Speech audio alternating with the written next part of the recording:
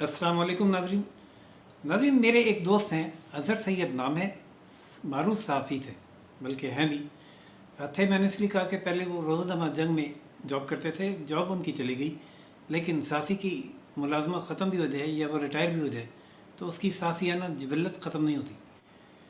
انہوں نے اپنے روزگار کے لیے جہاں کوئی اور سائڈ انکم کا انتظام کیا، وہیں اپنا ایک ویب پیج بھی لانچ کیا، نیوز پیپر کے ویب نیوز کے نام سے، اور اس پر انہوں نے کالم لکھنے شروع کیا۔ بہت انفارمیٹیو اور کاٹ دار کالم ہوتے ہیں۔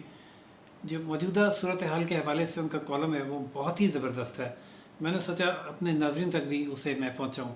آج میں آپ کو ان کا وہ کالم پڑھ کر سناؤں گا۔ اظہر سید نام ہے، لکھتے ہیں، ٹائٹل ہے حمیت نام تھا جس کا گئی تیمور کے گھر سے۔ اظہر سید: جب کوئی فوج اپنے پیشہ ورانہ امور کے بجائے پوری ریاست کی ذمہ داری سنبھال لے تو ایک وقت آتا ہے کہ تمام تر زوال اور ابتری کی ذمہ داری کا بوجھ بھی سنبھالنا پڑتا ہے۔ جب جواب دہی کا کوئی نظام اور خوف موجود نہ ہو تو پھر چند افراد پوری ریاست کے فیصلے کرنے لگتے ہیں۔ اس بات کا تعین نہیں ہو سکتا کہ ملکی سلامتی کا نام لے کر کیے جانے والے فیصلے ذاتی مفادات کے لیے تھے یا پھر کسی سسٹم کے تحت یہ فیصلے کیے گئے تھے۔ امریکی افواج افغانستان سے جا رہی ہیں اور انہیں اپنی افواج کی حفاظت کے لیے پاکستان کی اسٹیبلشمنٹ کی ضرورت نہیں رہی۔ اظہر سید لکھتے ہیں، افغانستان میں اسکول پر حملہ ہوا، طالبات شہید اور زخمی ہوئی، مسلح افواج کے سربراہ اور ڈی جی ISI کابل پہنچ گئے۔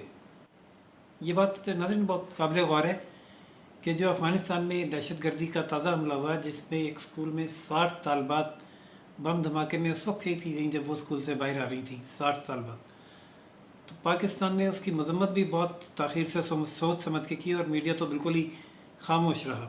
بہرحال ڈی جی ISI کابل پہنچ گئے، مسلح افواج کے سربراہ اور ڈی جی ISI کابل پہنچ گئے۔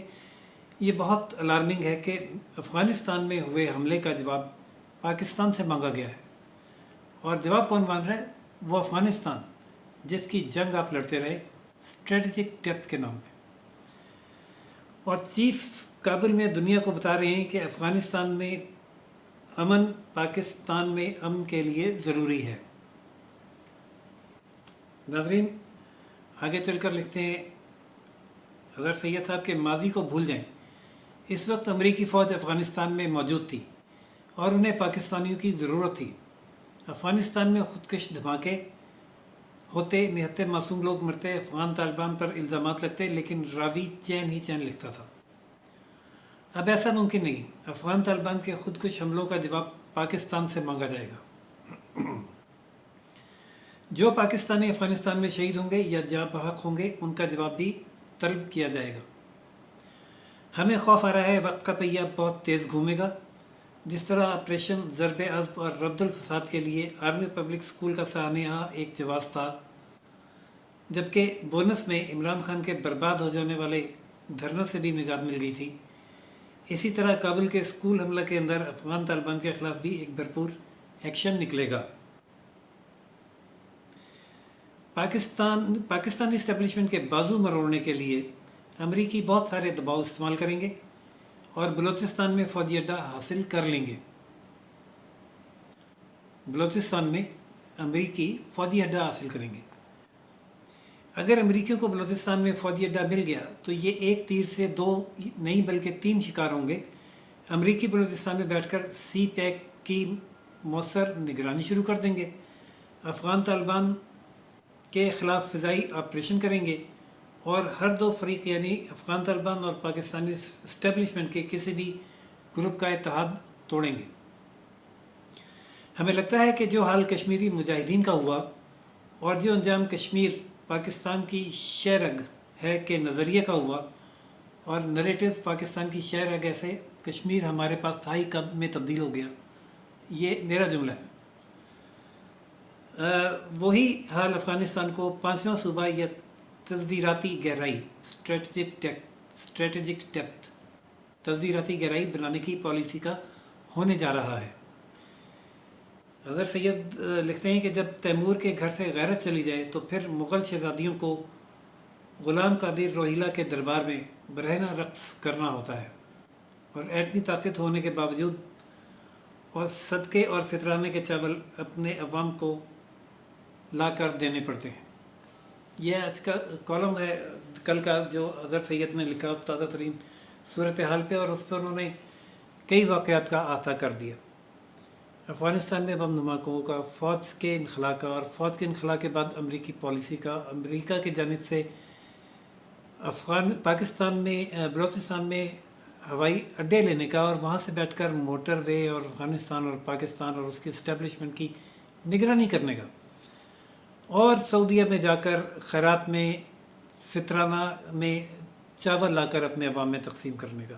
اور سعودیہ میں کیا ہوا، وہ صرف چاول لینے نہیں گئے تھے، وہ یہی غالباً طے ہوا ہے کہ اڈے دینے ہیں یا نہیں دینے، اور کشمیر کا کیا کرنا ہے، اس میں کیسے سالسی ہوگی، اور سعودیہ عرب اس میں کیا کردار ادا کرے گا، اور یہ تقریباً فیصلے غالباً دبئی میں بیٹھ کے ہو بھی چکے ہیں۔ وہ سامنے جب آئیں گے جب اچانک کچھ ہو جائے گا۔ ابھی ایک عالمی صورتحال میں ایک نئی وقوع بھی روح پذیر ہوا ہے، وہ تازہ حملہ ہے اسرائیل اور فلسطین کے درمیان جو کل رات سے سلسلہ جاری ہے۔ اس کی مذمت تو وزارت خارجہ نے کر دی ہے، ساری دنیا میں مظاہرے بھی ہو رہے ہیں، لیکن پاکستان کے عاشقان رسول اس پر بالکل خاموش ہیں۔ تاہم مولانا فضل الرحمان نے یہ اعلان کیا ہے کہ وہ عید کے بعد اس پر احتجاجی مظاہرہ کا اہتمام کریں گے، جبکہ حکومت کی جانب سے ہمارے جو وزیر اعظم ہیں، ایٹمی پاکستان کے وزیر اعظم، جو ارطغرل ڈرامہ بہت شوق سے دیکھتے بھی رہے اور اپنے قوم کو دکھانے کی کوشش بھی کرتے رہے، ان کا یہ کہنا ہے کہ یہ معاملہ ایک ملک کی مذمت کرنے سے حل نہیں ہوگا، اور نہ نومن تیل ہوگا نہ رادھا ناچے گی۔ ناظرین اجازت دیجیے، راشد بھی روشن پاکستان نیوز سے اگلے اپڈیٹ تک کے لیے چینل لائک، سبسکرائب اور شیئر کرنا نہ بھولیے گا۔ اللہ حافظ۔